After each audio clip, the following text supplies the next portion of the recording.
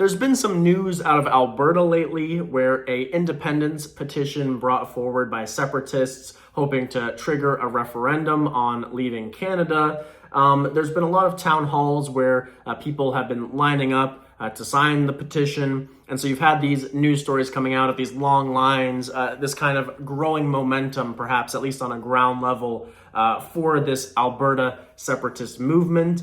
And then just yesterday, you had this news come out about Trump officials potentially driving the separatist movement. Now, I will say, I do think that as a Canadian, I'm an East Coast Canadian, I'm not from out West, but just as someone who lives here, I do think that the separatist movement, there is a lot of natural element to it. I think that if anything, the Trump administration might be instigating it or playing on it, but I think to say they're driving it, I don't think that's quite accurate. I think it's clearly something that's happening from the ground level. There's been a lot of discontent from Alberta towards Ottawa for many years now, definitely worsened during the Trudeau era. But in this article, you talk about how there's Alberta Separatists who are trying to receive a possible $500 billion credit line to support Alberta if a future independence referendum were to be held.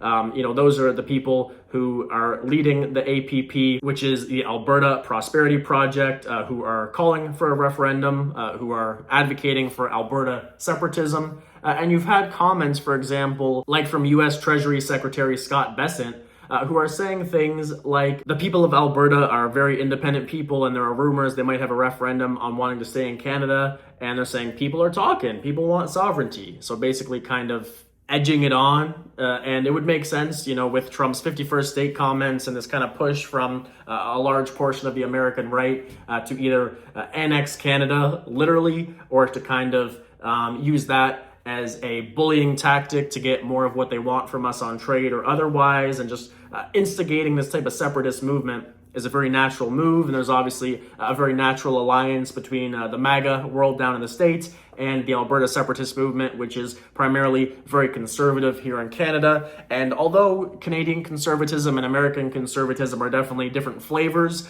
increasingly in recent times, the more, far right or hard right on the Canadian conservative side is increasingly aligned with a very similar worldview to MAGA. It definitely helps in the digital age, the social media age. There's kind of this coalescence of ideology beyond borders. The same is not only true of the hard right, but of the left and of other political movements. And just as a Canadian, this story has definitely been on my mind a lot. This is an article here from CBC from a few days ago talking about bringing the petition to town halls. And there's just some quotes in here from people who are a fan of this movement or advocates for it that I just wanted to touch on here. We had an Edmonton resident say that Ottawa is blocking everything that we want to do, economy and everything, and they think it's all right.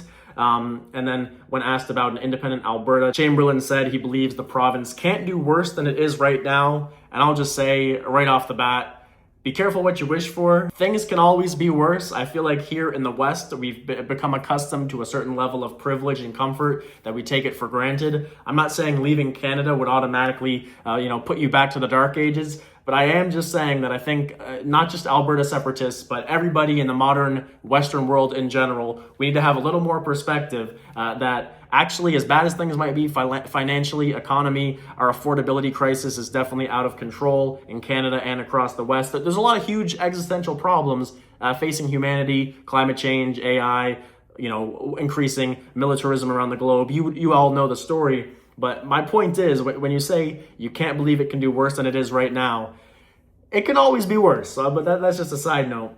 And then you have another comment over here where you have someone saying, something has to change. I want to be free from the shackles of Ottawa. We're turning into a communist country. I want to be free of all that.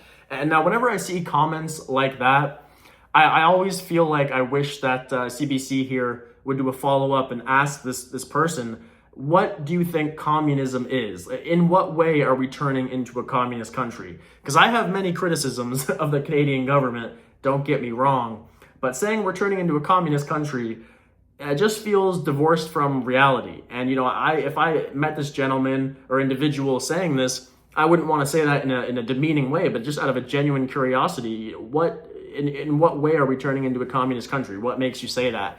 Because from my point of view, a lot of the affordability crisis, a lot of the issues that we're dealing with is kind of the opposite. It's actually a result of unregulated capitalism. It's a result of these large hedge funds and private corporations buying up housing, the fact that we have these monopolies in our telecom industry, in groceries. To me, I don't understand the communist thing.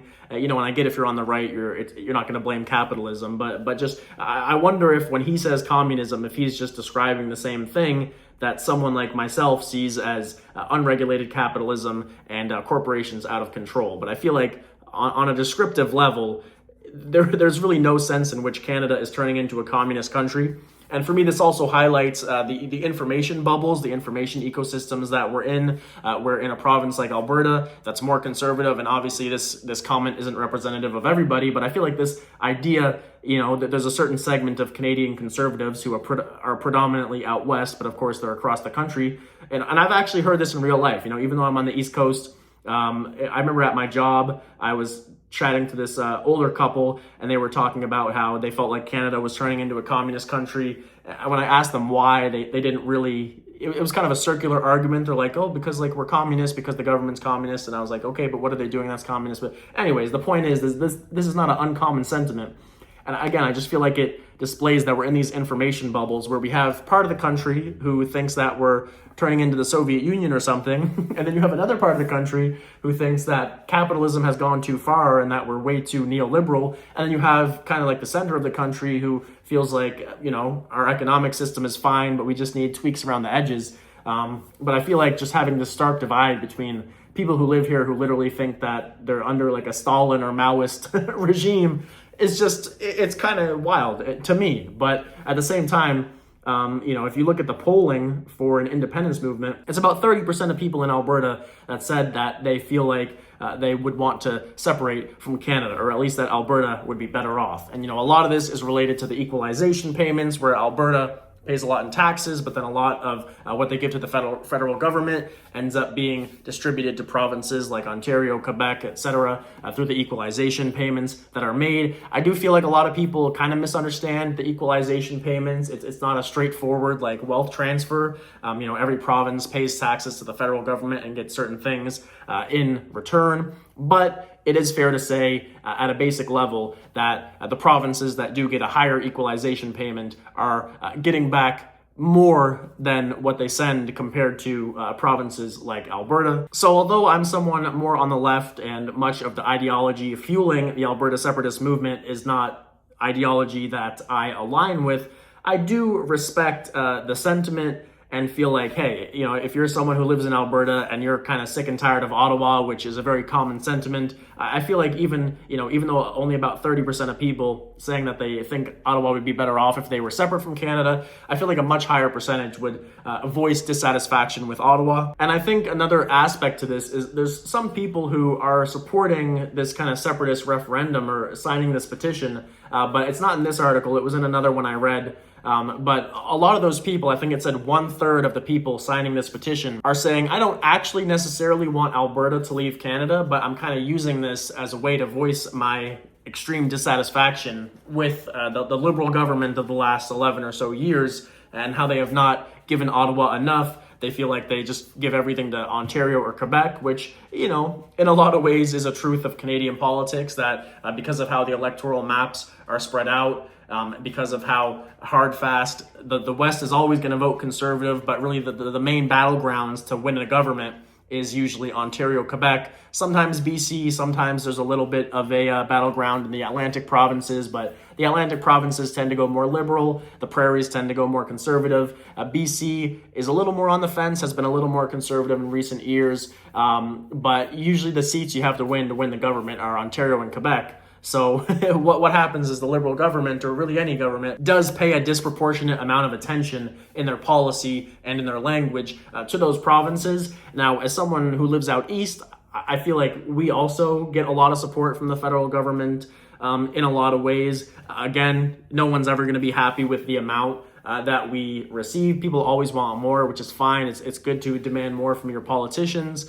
But I feel like even though a lot of the focus is on Ontario, Quebec, I do feel like there is a lot more provinces that benefit from the federalism of Canada. But Alberta is clearly a province who right now there's a large groundswell of sentiment that feels like they are not benefiting from our system of federalism. And again, although there's only 30% who explicitly say, yes, I think that we would be better off without Canada and I would consider leaving Canada, I think there's a much higher percentage of Albertans who are feeling very dissatisfied with the federal government and just with the Canadian system in general. And of course, a lot of that, they want to build more pipelines, be able to export their oil more easily, both within provinces and then also exporting to different countries, including south of the border.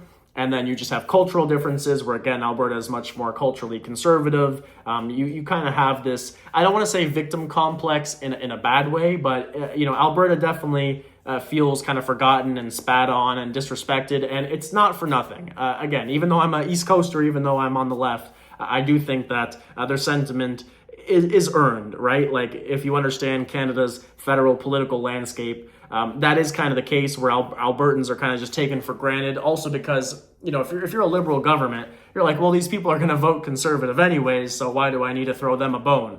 So I think this separatist movement is kind of just this lingering, swelling dissatisfaction just being pushed to its brink. And I think it will actually lead to Mark Carney and his government doing more to kind of satisfy their demands. So in that sense, I feel like they are doing politics the right way. At least the people who are mostly doing this to try and, court the federal government to give them more of their demands. But for the people who are serious about leaving Canada or who would rather be part of the states, that type of stuff, look, at the end of the day, I'm a huge believer in sovereignty. And I believe that any part of the globe, if you have a strong enough majority in any locality who wants to be sovereign or who wants to join another state, they should be free to do so. I feel the same about breakaway states in Europe, Asia, whatever. If Transnistria wants to be their own country, they should be able to be their own country. If Kosovo wants to be able to join Albania, they should be able to join Albania. If Quebec and Alberta want to leave Canada, they should be able to leave Canada. If Alberta wants to be part of the states, they should be able to be part of the states. I'm a big believer in sovereignty of the people who live in any given region of the world. But I do also think, again, to go back to the quote of the individual who said, things can't get worse than it is now, just be careful what you wish for. Because, right now, again, where we're only at this 30% number, I don't think there's any real danger of Alberta leaving Canada. It's a similar number in Quebec. So, I don't think there's actually a danger of it happening. But if 60% plus of Albertans wanted to leave Canada, although I personally would be sad to see them go, I would believe in their right to do so. But I would much rather see pragmatism and compromise at a federal level to get them to stay, even if a lot of the things they're advocating for are things that I'm not personally a fan of. And I don't think we should just give in to their every demand. But at a certain level, you have to make compromises. That's how politics works. That's how being a country works, especially a country as big as Canada, which with so many different regions and cultures and different localities that, it's a huge country. Like, I'm further away from Alberta over here on the East Coast than I am from most of the states. I might even be closer to Europe. I'd have to look into that, but I feel like it would be shorter for me to fly to London than it would be to Alberta. It would be close, right? So when you're dealing with a country that big geographically and with such a varied political culture across that geography, compromises have to be made. Even if nobody in a large democracy like Canada is going to be happy all the time, the point of a democracy is for everybody to be able to voice their opinion and to make compromises to optimize everybody's preferences to the best of the ability of the government. And it's never going to be perfect. There's always going to be people more dissatisfied than others. If there was a conservative government, people would feel like Alberta and the prairies are getting too much treatment, and provinces like Quebec or the Atlantic provinces would probably feel disrespected like we did under the Harper government. But that's the name of the game. And for me, the answer is not separatism, but again, I do support the sovereignty of people. So if they want to move forward with a referendum, I don't think it would pass. But yeah, the thing I'll end on is just the moves by MAGA, by the Trump administration, to kind of push or instigate this separatist movement is maybe the most interesting and tense aspect of the situation. You had BC Prime Minister David Eby talk about some of the people who went down to the States looking for this credit line. He was talking about them as treasonous, as traitors. And I mean, on paper, that's true. But again, like it's kind of like this boiling rhetoric where that's just going to make those people harden down in their position. I'm not saying David Eby shouldn't call them treasonous because, again, on paper, objectively, that's the definition of treason. You know, you're going to speak with a foreign power to advocate secession from your country of origin. So it is quite literally, by every definition of the word, treasonous. But I just feel like we're going to end up in this spiral. And I do feel like there's a strong chance that MAGA and the Trump administration and the American right are going to help to instigate, whether or not they give this $500 billion line of credit. That would be crazy. But I do think you're going to see both in the public and also behind the scenes, this movement by the American right to instigate whether they, seriously believe they could have Alberta join or separate from Canada. I do feel like they'll feel like this is a positive for their ambitions, which is just to kind of disrupt Canadian unity and to really put this pressure point on us so that, again, they have more leverage over us when it comes to things like our trade with China or with our trade with them or any of those regards that are a hot matter between our government and theirs.